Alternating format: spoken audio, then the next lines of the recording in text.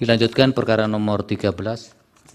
Putusan nomor 13 dan seterusnya 2004 demi keadilan berdasarkan ketuhanan yang Maha Esa. Mahkamah Konstitusi Republik Indonesia yang mengadili perkara konstitusi pada tingkat pertama dan terakhir menjatuhkan putusan dalam perkara PHPU anggota DPR dan DPRD tahun 2004 yang diajukan oleh Partai Gerakan Indonesia Raya yang diwakili oleh H. Prabowo Subianto dan Ahmad Muzani sebagai Ketua Umum dan Sekretaris Jenderal dalam berdasarkan surat kuasa khusus bertanggal 21 Maret 2004 memberi kuasa kepada M. Maulana Bungaran dan kawan-kawan kesemuanya adalah advokat dan seterusnya dianggap diucapkan selanjutnya disebut sebagai pemohon.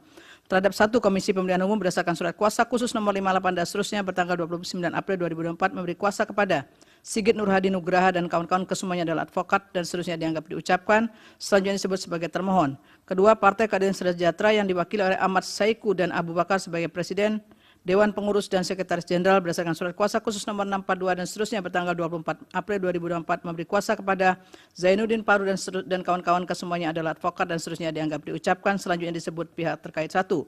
Ketiga, Partai Demokrasi Perjuangan yang diwakili oleh Megawati Soekarno Putri dan Hasto Kristianto sebagai Ketua Umum dan Sekretaris Jenderal berdasarkan surat kuasa khusus nomor 2669 dan seterusnya bertanggal 23 April 2024 memberi kuasa kepada Dr. Yanuar Prawirawasesa dan kawan-kawan adalah kesemuanya advokat dan seterusnya selanjutnya disebut sebagai pihak terkait dua. Membaca permohonan dan seterusnya dianggap diucapkan, duduk perkara dan seterusnya dianggap diucapkan, pertimbangan hukum kewenangan mahkamah dalam eksepsi. Menimbang bahwa sebelum mempertimbangkan lebih lanjut kewenangan mahkamah akan pertimbangkan terlebih dahulu eksepsi pihak terkait satu, Partai Keadilan Sejahtera dan eksepsi pihak terkait dua, Partai Demokrasi Indonesia Perjuangan yang pada pokoknya dan seterusnya dianggap dibacakan, yang pada intinya adalah mahkamah berwenang mengadili permohonan aku. Tenggang waktu pengajuan permohonan dalam eksepsi menimbang bahwa sebelum pertimbangan lebih lanjut, tenggang waktu pengajuan permohonan mahkamah akan pertimbangan terlebih dahulu eksepsi pihak terkait satu, Partai Keadilan Sejahtera yang pada pokoknya menyatakan bahwa pemohon hanya menyebutkan bahwa permohonan diajukan dalam tenggang waktu dan seterusnya, yang pada pokoknya adalah pemohon diajukan masih dalam tenggang waktu, sebagaimana ditentukan oleh peraturan perundang-undangan. Kedudukan hukum pemohon dan seterusnya dianggap diucapkan dengan demikian menurut mahkamah pemohon memiliki kedudukan hukum untuk mengajukan permohonan aku. 3.10 dan seterusnya dianggap diucapkan selanjutnya mahkamah akan pertimbangkan eksepsi lain dari termohon dan atau eksepsi lain para pihak terkait dan pokok permohonan. Dalam eksepsi menimbang bahwa terhadap permohonan pemohon baik termohon maupun pihak terkait satu dan pihak terkait dua mengajukan eksepsi yang pada pokoknya menyatakan permohonan pemohon tidak jelas atau kabur masing-masing dengan alasan dan seterusnya dianggap diucapkan. Bahwa terhadap eksepsi pihak terkait satu dan eksepsi pihak terkait dua berkenaan dengan pengisian anggota DPR RI di Dapil Aceh 1 tersebut mahkamah berpendapat sebagai berikut dan seterusnya dianggap diucapkan. Terhadap uraian tersebut di atas pemohon tidak menguraikan lebih lanjut secara rinci dan jelas di TPS mana dugaan penambahan suara tersebut terjadi. Pemohon hanya mendalilkan dan menyandingkan perolehan hasil rekapitulasi di tingkat kecamatan berdasarkan hasil perolehan suara dalam C1 dan D1 untuk Partai PDI Perjuangan, PKS, dan PKB. Ketiadaan uraian TPS pada dalil positif pemohon demikian mengakibatkan permohonan menjadi tidak jelas dan tidak dapat diperiksa lebih lanjut. Sekalipun pemohon telah menyerahkan alat bukti yang cukup spesifik dan masif. Alat bukti yang demikian tidak dapat serta-merta menjadi dasar mahkamah untuk memeriksa persoalan yang dimohonkan oleh pemohon manakala tidak didalilkan secara tegas dan jelas oleh pemohon dalam posita permohonannya. Di samping itu mahkamah menemukan fakta dan petitum yang dimohonkan oleh pemohon di mana telah ternyata terdapat pertentangan satu sama lain, yakni antara petitum angka 2 dan angka 3. Pada petitum angka 2, pemohon memohon kepada mahkamah untuk membatalkan keputusan KPU nomor 360/2024, sementara pada petitum angka 3 pemohon meminta penetapan hasil perolehan suara yang benar menurut pemohon untuk pengisian keanggotaan DPR RI Dapil 1 setelah dilakukan pemungutan suara ulang untuk perolehan suara Partai Gerindra, PDI Perjuangan, PKS, dan PKB. Petitum angka 3 yang dimohon oleh pemohon dituangkan dalam tabel tersebut secara tidak langsung menurut mahkamah dapat dimaknai berisi dua petitum di dalamnya, yakni petitum yang memohonkan penetapan suara yang benar menurut pemohon dan petitum yang memohonkan pemungutan suara ulang karena dalam tabelnya pemohon menuliskan jumlah perolehan suara yang benar menurut pemohon, yakni 104.005 suara untuk Partai Gerindra dan 98.120 suara untuk PDI Perjuangan, 98.750 suara untuk PKS, dan 80.000 suara untuk PKB, masing-masing ditambah hasil PSU. Ketika petitum dimaksud bersifat kontradiktif sehingga tidak mungkin ketiganya diajukan dalam satu kesatuan petitum secara kumulatif, mengingat masing-masing petitum akan menimbulkan konsekuensi hukum yang berbeda.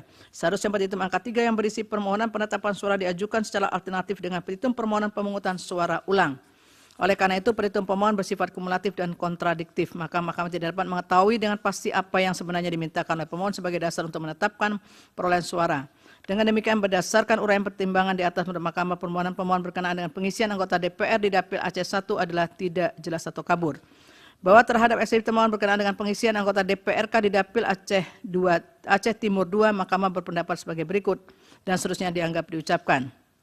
Berkenaan dengan dalil pemohon aku, pemohon tidak menguraikan lebih lanjut cara rinci dan jelas di TPS mana pada setiap kecamatan yang dilalirkan adanya dugaan penambahan suara tersebut terjadi. Berikut berapa penambahan suara untuk partai Aceh pada masing-masing TPS. Pemohon hanya mendalilkan dan menyandingkan perolehan suara hasil rekapitulasi di tingkat kecamatan berdasarkan formulir model C hasil salinan DPRK wilayah dengan formulir D Kapgo DPRK wilayah. Ketiadaan uraian TPS yang terperinci pada dalil posita pemohon demikian mengakibatkan permohonan menjadi tidak jelas dan tidak dapat diperiksa lebih lanjut. Dengan demikian, berdasarkan uraian pertimbangan di atas, menurut Mahkamah, permohonan pemohon berkenaan dengan pengisian anggota DPRK di Dapil Aceh Timur II adalah tidak jelas atau kabur. Paragraf 3.12, 3.13 dan seterusnya dianggap diucapkan. Konklusi dianggap diucapkan berdasarkan UUD 1945, Undang-Undang MK dan Undang-Undang Pemilu dan seterusnya dianggap diucapkan. Amar putusan mengadili dalam eksepsi 1 mengabulkan eksepsi termohon dan eksepsi para pihak terkait berkenaan dengan permohonan pemohon tidak jelas atau kabur. 2 menolak eksepsi para pihak terkait untuk selain dan selebihnya. Dalam pokok permohonan menyatakan permohonan pemohon tidak dapat diterima. Demikian diputus dalam rapat permusyawaratan hakim oleh 9 hakim konstitusi, yaitu nama-nama hakim dianggap diucapkan pada hari Rabu tanggal 15 bulan Mei tahun 2024 yang diucapkan dalam sidang pleno Mahkamah Konstitusi terbuka untuk umum pada hari Selasa tanggal 21 bulan Mei tahun 2024 selesai diucapkan pukul 16.03 waktu Indonesia Barat oleh 9 hakim konstitusi tersebut dengan dibantu oleh Yunita Nurwulantari, Nurdia Stefani Hikmah, Sarvina Sabila dan Rizky Sabana Yudhistia Putri sebagai panitera pengganti serta dihadiri para pihak. Dilanjutkan perkara 132. Putusan nomor 132 dan seterusnya 2024 demi keadilan berdasarkan ketuhanan yang Maha Esa. Mahkamah Konstitusi Republik Indonesia yang mengadili perkara konstitusi pada tingkat pertama dan terakhir menjatuhkan putusan dalam perkara PHPU anggota Dewan Perwakilan Rakyat dan Dewan Perwakilan Rakyat Daerah tahun 2024 yang diajukan oleh Partai Gerakan Indonesia Raya yang diwakili oleh H. Prabowo Subianto dan Ahmad Muzani sebagai Ketua Umum dan Sekretaris Jenderal. Dalam hal ini berdasarkan surat kuasa khusus bertanggal 21 Maret 2024 memberi kuasa kepada M. Maluna Bungaran dan kawan-kawan kesemuanya adalah advokat dan seterusnya dianggap diucapkan. Selanjutnya disebut sebagai pemohon terhadap 1 Komisi Pemilihan Umum berdasarkan surat kuasa khusus nomor 58 dan seterusnya memberi kuasa kepada Sigit Nur Hadi dan kawan-kawan semuanya adalah advokat dan seterusnya dianggap diucapkan. Selanjutnya disebut sebagai termohon. Membaca permohonan pemohon dan seterusnya dianggap diucapkan. Duduk perkara dan seterusnya dianggap diucapkan. Pertimbangan hukum kewenangan Mahkamah. Mahkamah berwenang mengadili permohonan pemohon. Tenggang waktu pengajuan permohonan pemohon diajukan masih dalam tenggang waktu. Kedudukan hukum pemohon. Menimbang bahwa sebelum pertimbangan lebih lanjut kedudukan hukum pemohon, Mahkamah akan mempertimbangkan terlebih dahulu fakta di persidangan berkenaan dengan permohonan perubahan identitas yang diajukan oleh pemohon. Dalam permohonan awal pemohon bertanggal 23 Maret 2024 maupun perbaikan permohonan pada bertanggal 25 Maret 2024 permohonan aku diajukan oleh Partai Politik Gerindra yang diwakili oleh Ketua Umum dan Sekretaris Jenderal.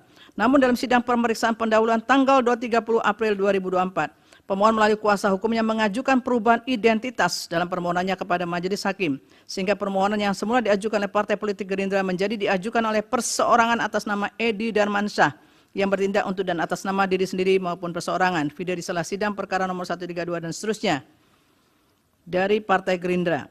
Permohonan perubahan identitas demikian tidak dapat dipertimbangkan lebih lanjut oleh Mahkamah karena termasuk perubahan mayor terhadap substansi permohonan yang sejatinya tidak lagi diperkenankan untuk dilakukan oleh pemohon setelah pemohon menyerahkan perbaikan permohonan maupun dalam persidangan. Mengingat pemohon telah memiliki kesempatan untuk memperbaiki permohonan termasuk memperbaiki hal-hal yang berkaitan dengan substansi dalam tenggang waktu 3 kali 24 jam sejak permohonan awal diserahkan. Dengan demikian identitas pemohon yang akan dipertimbangkan oleh Mahkamah adalah identitas yang diajukan dalam perbaikan permohonan yang masih dalam tenggang waktu yaitu permohonan Partai Politik Gerindra.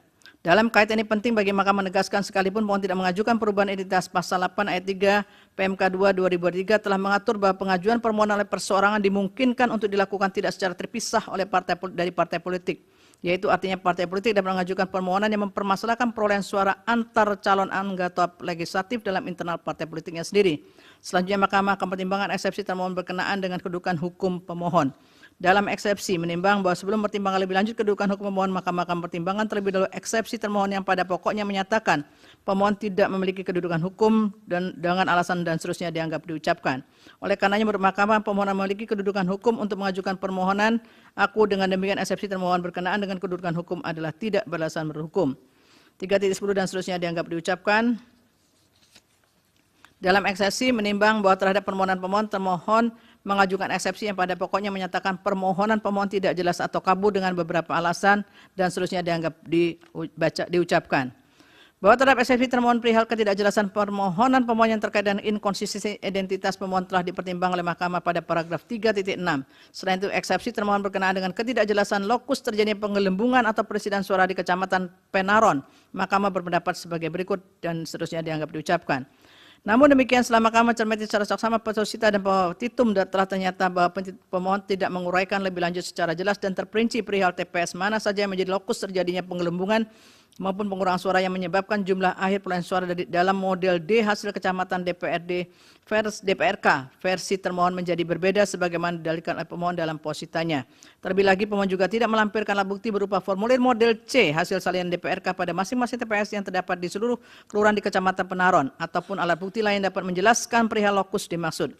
Pemohon hanya melampirkan formulir model D hasil Kecamatan DPRK versi pemohon dan formulir model D hasil Kapko DPRK sebagai alat bukti sehingga tidak dapat diketahui dengan pasti berapa jumlah TPS pada masing-masing kelurahan yang terdapat di Kecamatan Penaron. Demikian halnya dengan petitum pemohon, seandainya pun Mahkamah mengabulkan permohonan pemohon untuk melakukan penghitungan surat suara ulang di Kecamatan Penaron, maka tidak dapat diketahui secara pasti penghitungan surat suara ulang tersebut akan dilakukan di Kecamatan Penaron untuk TPS dan kelurahan apa saja. Berkenaan dengan tersebut, ketiadaan penjelasan terkait uraian lokus secara terperinci dalam posita pemohon juga telah dikonfirmasi kepada pemohon oleh Majelis Hakim dalam sidang pendahuluan tanggal 30 April 2024, di mana dalam persidangan pemohon menjelaskan bahwa terdapat kurang lebih 30 TPS dalam Kecamatan Penaron. Video di salah sidang perkara 132 dan seterusnya. Namun demikian, fakta yang terungkap dalam persidangan dimaksud tidak didalilkan oleh pemohon dalam posita permohonannya, serta tidak didukung dengan alat bukti yang dapat meyakinkan Mahkamah untuk menjelaskan lebih lanjut terkait dengan jumlah 40 TPS yang disampaikan oleh termohon.